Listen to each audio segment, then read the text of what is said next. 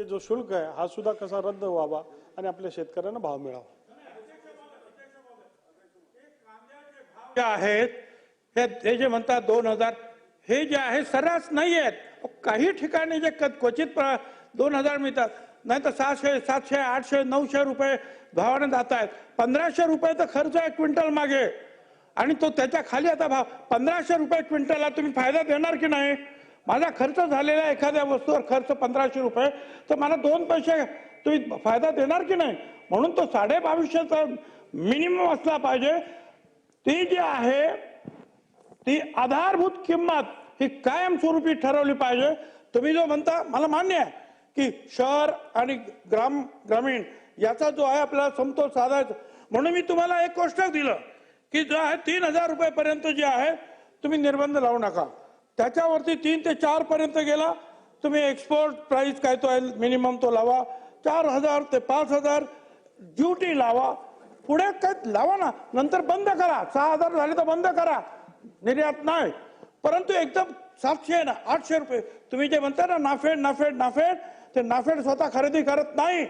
ते कंपन्यांच्या ज्या आहेत त्यांना नेमतात आणि ते कंपन्या ठरलेल्या लोक आहेत आणि त्या कंपन्या तिकडे शेतात जाऊन 700 800 900 रुपयाने कसे तरी घेतात.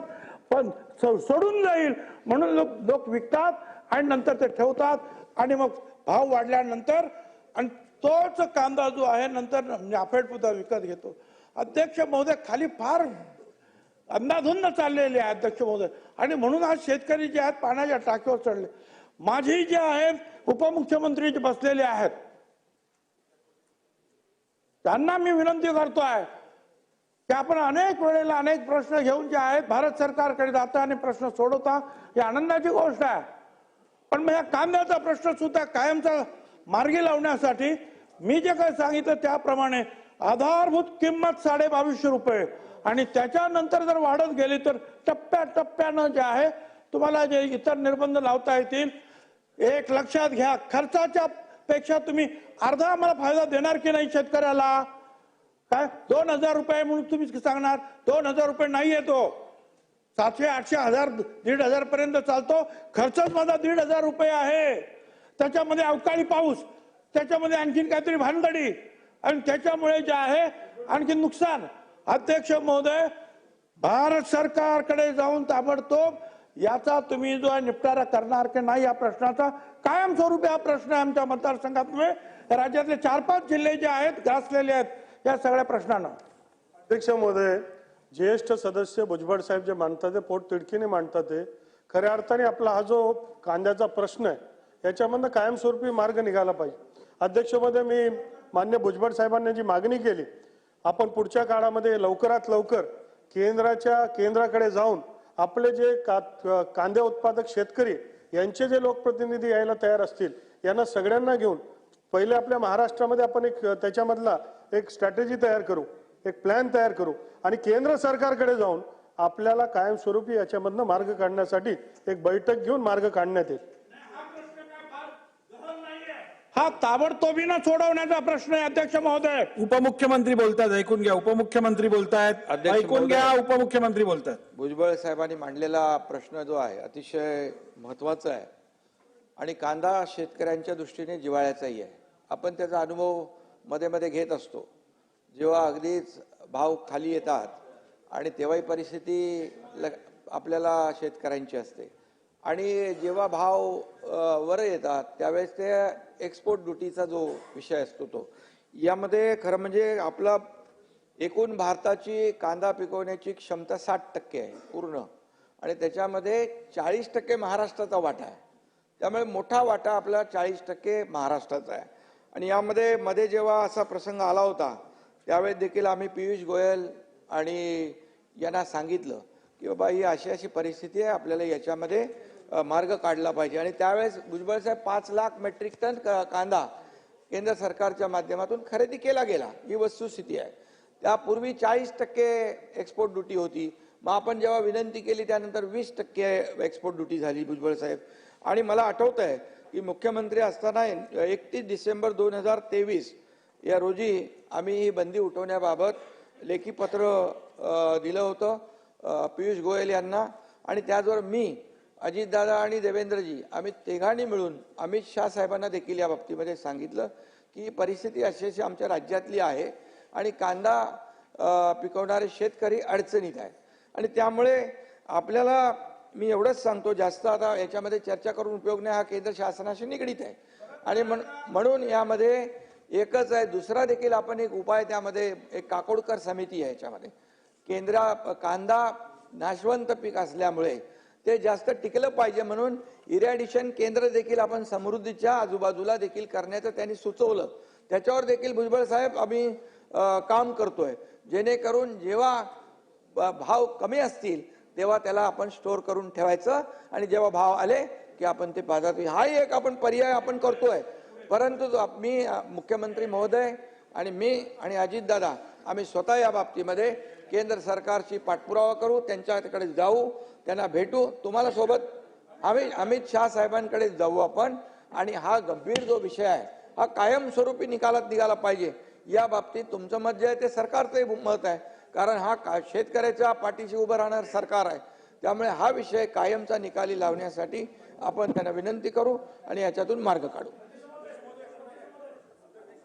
रोहित पवार बोला. अध्यक्ष महोदय, शिंदे साहेबांनी या ठिकाणी केंद्र सरकारकडे आपण जाऊ असं भुजबळ साहेबांच्या प्रश्नाला उत्तर देत असताना त्यांनी आश्वासित केलं. मी त्यांचे आभार व्यक्त करतो. पण अध्यक्ष महोदय, आता जो कांदा शेतकऱ्याच्या शेतामध्ये तो जेव्हा आता मार्केटमध्ये येईल तेव्हा महाराष्ट्राचं रब्बी हंगामाचं जे उत्पादन होणार आहे ते 106 लाख टन होणार आहे अध्यक्ष महोदय, आणि आपल्या महाराष्ट्रामध्ये 31 लाख टनाची फक्त स्टोरेज कॅपॅसिटी आहे. त्यामुळे अध्यक्ष महोदय याच्यावर लवकरात लवकर काम करण्याची जरूरत आहे. होतं असं की नाफेडचं नाव आपण पुढे करतो, पण नाफेड जेव्हा खरेदी करतं अध्यक्ष महोदय तेव्हा कांदा खरेदी आज करतं आणि उद्या जाऊन तोच कांदा परत मार्केटमध्ये तिथं विकला जातो. त्याच्यामुळे मार्केट अध्यक्ष महोदय पडत जातं. त्यामुळे अध्यक्ष महोदय आमचं असं मत आहे की इलेक्शनच्या काळामध्ये सुद्धा आपण भावांतर योजनेबद्दल बोलला होता मंत्री महोदय, म्हणजे शिंदे साहेब, मुख्यमंत्री साहेब त्या बाबतीत भाष्य केलं होतं. भावांतर योजना म्हणजे काय? Price स्टेबलायझेशन fund. पण प्राइस स्टेबलायझेशन फंड मंत्री महोदय तुम्ही जसं म्हणालात तसा जर तुम्ही लागू केला, नाफेडकडनं दिला, तो घेतला, त्याला काय होणार नाही. आपण प्राइस स्टेबलायझेशन फंड जसं भुजबळ साहेब म्हणाले की तुम्ही 2200 रुपये आपली कॉस्ट तिथं फायनल केली की शेतकऱ्याला 2200च्या पुढं असेल तर परवडतं. तर मग मार्केट जेव्हा 2200च्या खाली येईल तेव्हा सरकारकडनं भावांतर योजनेच्या अंतर्गत तुम्ही आश्वासन केलं पाहिजे. आज बजेट आहे ते मोठं मन दाखवून आज बजेटमध्ये तुम्ही आश्वासित करा. जर कॉस्ट जी काय आम्ही ठरवली असेल 2200 ठरवली कांद्याच्या बाबतीत, इतर पिकाची वेगळी, त्याच्यापेक्षा मार्केट खाली आलं तो जो फरक आहे डायरेक्ट शेतकऱ्याच्या अकाउंटमध्ये आम्ही योजनेच्या माध्यमातून प्राइस स्टेबलायझेशनच्या फंड नाही तर भावांतर योजनेच्या माध्यमातून डायरेक्ट देऊ असं कुठेतरी. पण ही घंट्याची धोक्याची घंटा आहे. प्रोडक्शन खूप जास्त होणार आहे, मार्केट 100% पडणार आहे. त्यामुळे लवकरात लवकर वेळ न घालवता केंद्र सरकार राज्य सरकार करून आपल्या शेतकऱ्याला मात्र आपल्याला तिथं वाचवायचंय. विरोधी पक्ष म्हणून आम्ही तुमच्या बरोबर आहे, पण आजच ऍक्ट करावं लागेल आणि जर हाताबाहेर सिच्युएशन गेली तर बिचारा शेतकरी तिथं मिळेल. त्यामुळे भावांतर योजना ही या बजेटमध्ये आज बजेट आहे, आज तुम्ही जाहीर करून पहिल्यांदा ती आपल्या कांद्याच्या पिकावर तुम्ही लागू करणार का असं स्टेट प्रश्न त्या ठिकाणी आम्ही करत आहोत. अध्यक्ष महोदय, कांद्याचा प्रश्न जो आहे अत्यंत सेन्सिटिव्ह विषय आहे आणि त्याच्यामध्ये एक लॉंग टर्म स्ट्रॅटेजी आपल्याला विचार करावा लागेल. हा जो विषय होतो की दरवेळेस आपण नाफेडच्या माध्यमातून आपण सांगतो, मग नाफेड काय एफपीओना सांगते आणि मग त्याच्यामध्ये काय गडबडी देखील होतं. ही सारी प्रणाली ही आम्ही तपासून याच्यावर करेक्टिव्ह मेजर सुद्धा आम्ही याच्या पुढच्या काळामध्ये करणार. कारण पुन्हा ते खरेदी करून मार्केटमध्ये टाकल्यावर पुन्हा मार्केट गडगडतं आणि मग त्याला लॉंग टर्म होल्ड करण्याचं त्यांच्याकडे व्यवस्था असली पाहिजे. माननीय उपमुख्यमंत्री महोदयांनी जे सांगितलं की इरॅडिएशन सेंटर जे आहे त्यांना त्या माध्यमातून आपल्याला त्याची जे नाशवंत पदार्थ असल्यामुळे त्याची लाईफ काय आपल्याला शेल्फ लाईफ वाढवता येईल का, हा सुद्धा महाराष्ट्राच्या पणन मंडळाने स्वतःचं केंद्र उभं केलंय. ते अत्यंत यशस्वी आहे, पण त्याचे अजून प्रोटोटाईप सगळीकडे लागू करता येईल का हा प्रयत्न आहे. आणि कांदा आता आपल्याकडे येणार आहे, त्याच्यामुळे तात्काळ या संदर्भातली इमर्जन्सी समजून याच्यामधलं उपाययोजना हे 100% करण्यात येतील. सावरकर साहेब बोला. अध्यक्ष महोदय, कांद्यासारखाच सोयाबीनचा प्रश्न अतिशय गहन आहे. उपमुख्यमंत्री महोदयांनी ते सांगितलं की ते अमित भाई शहाकडे जाऊन कांद्याचा प्रश्न मांडतील. माननीय पणनमंत्री महोदय, 50 लाख टन सोयाबीनचं उत्पादन आज रोजी झालं. आपण नाफेड मार्फत फक्त 15 लाख टन आपण सोयाबीन खरेदी केली. याविषयी आपण याविषयी परत खरेदी सुरू करणार काय? आणि दुसरा अध्यक्ष महोदय, एक आमदारांचा प्रश्न आहे. आपण अधिकाऱ्यांना फोन लावा, त्याचं सोयाबीन तुम्ही खरेदी करणार का, प्रस्ताव पाठवला काय? शिंदे साहेब ह्याचं उत्तर देत नाहीत. आता आम्ही तूर खरेदी करणार, त्याच्याकडे लक्ष द्या. अरे हे काही उत्तर झालं का? म्हणून माझी विनंती आहे उपमुख्यमंत्री महोदय, सोयाबीनचा प्रश्न खूप गहन आहे. विदर्भातला जिरायत कास्तकार होरपडलेला आहे. आमच्याकडे थोडंसं कांद्यासारखं आणि ऊसासारखं असा ब्रँडिंग नाही आहे. तुम्ही सर्व एका ठिकाणी उभे राहता, सर्वपक्षीय लोक. ऊस आणि कांद्याचा विषय झाला की सोयाबीनवर फार कोणी बोलत नाही. म्हणून माझी विनंती आहे महोदय, एक तर सोयाबीनची खरेदी ही परत 10 दिवसासाठी सुरू करावी, कारण की आपण फक्त 30% माल विकत घेतलेला आहे. भावांतर योजना ही सोयाबीनला लावावी आणि याच्याबद्दल सुस्पष्ट धोरण ठरवावं. अध्यक्ष महोदय, प्रश्न कांद्याचा चालू होता तरी देखील मान्य सदस्य महोदयांनी सोयाबीन संदर्भात प्रश्न उपस्थित केला. अध्यक्ष महोदय, आपण सातत्याने सोयाबीन खरेदी केली, जवळपास 11.25 लाख टन ही सोयाबीन आपण खरेदी केलेली. अध्यक्ष महोदय, अजून शेतकऱ्यांकडे सोयाबीन आहे. आपण 3 वेळा त्याला एक्सटेन्शन केंद्र सरकारकडनं मागवलंय.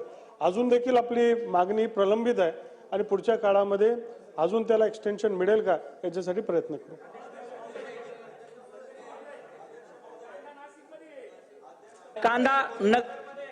अध्यक्ष महोदय, अतिशय महत्वाच्या प्रश्नाला या ठिकाणी सुरुवात झालेली आहे. अध्यक्ष महोदय, यावर्षी अतिशय चांगलं पीक शेतकऱ्याच्या पदरामध्ये पडलेलं आहे, परंतु निसर्गानं दिलं आणि शासनाच्या चुकीच्या धोरणानं ते नेलं अशी म्हणायची वेळ आलेली आहे. कांद्याचा प्रश्न असेल, सोयाबीनचा प्रश्न असेल, नाफेडने खूप खरेदी केली, इतकी खरेदी केली, तितकी खरेदी केली, नाफेडचे गोडवे गाण्यात येतात. अतिशय चुकीचं आहे. जो हमी भाव नाफेड देतं तो हमी भाव नाफेड नंतर ती खरेदी बंद करतं. सोयाबीनचा विषय आहे, 6 फेब्रुवारी पासून सोयाबीन बंद आहे. केवळ 11 लाख खरेदी झालेली आहे आणि 50% पेक्षा सोयाबीन आज घरामध्ये बंद आहे. एक तर ही उरलेली खरेदी नाफेडनी सुरू करावी, अन्यथा जर ती खरेदी शासन नाफेड खरेदी करणार नसेल तर त्यामधला जो वरचा हमी भावाचा जो भाव फरक आहे तो शासनाने दिला पाहिजे. शासन हे देणार आहे काय? तुरीच्या बाबतीत हेच आहे, कांद्याच्या बाबतीत हेच आहे. सदस्यांनी एका गोष्टीची नोंद घ्यायला पाहिजे. आता मी तुम्हाला संधी देतोय म्हणून वाटेल ते स्कोपच्या बाहेरचं करायला लागलं तर कसं काय सभागृह चालणार? तुम्ही आता कांद्यावरती चर्चा चालली आहे, त्याचं गांभीर्य घालवून तुम्ही सोयाबीनवर जातात, तुम्ही ह्याच्यावर जातात. ठीक आहे, तुमचे सगळे प्रश्न महत्वाचे आहेत, पण मुद्दा जो असेल आज चर्चेसाठी तेवढ्यावरती बोला. अध्यक्ष महोदय धन्यवाद. अध्यक्ष महोदय, माननीय भुजबळ साहेबांनी जो प्रश्न उपस्थित केलेला आहे तो नगर जिल्ह्यामध्येही कांद्याचा प्रश्न फार गहन होतो. प्रत्येक वर्षी आंदोलन होतात. अध्यक्ष महोदय, आता साधारणतः 70 ते 80 लाख टन कांदा हा एक्सेस येणार आहे. नाफेड कडून खरेदी होईल, परंतु त्याला एक लिमिटेशन आहे. माझी विनंती असेल अध्यक्ष महोदय आपल्या माध्यमातून, कांदा चाळीचं अनुदान फक्त 87,000 रुपये दिलं जातं आणि तेही मागच्या बऱ्याच दिवसापासून बंद आहे. तर आपल्याला विनंती असेल की कांदा चाळीचं अनुदान 2 लाख करा आणि जास्तीत जास्त कांदा चाळी द्या, कारण शेतकरी स्वतःच जर स्टोरेज करू शकला तर तो कांदा व्यवस्थित ठेवू शकेल. परंतु आज फार्मर्स प्रोड्युसर्स कंपन्या आता कांदा खरेदी करतात, परंतु त्यांना काही लिमिटेशन्स आहेत आणि तो एका ठराविक किमतीला करतात आणि नंतर जास्त नफा वसूल करतात. त्यामुळे आपल्याला विनंती की कांदा चाळीला शेतकऱ्यांना परवानगी देण्यात यावी आणि या कांद्याच्या स्टोरेजसाठी जास्तीत जास्त लवकर फास्ट कमीत कमी 2 लाख रुपये तरी कमीत कमी देण्यात यावे, कारण 87,000 ही खूप जुनी किंमत आहे. त्याच्यामध्ये आता बदल यावा एवढी विनंती आहे. धन्यवाद.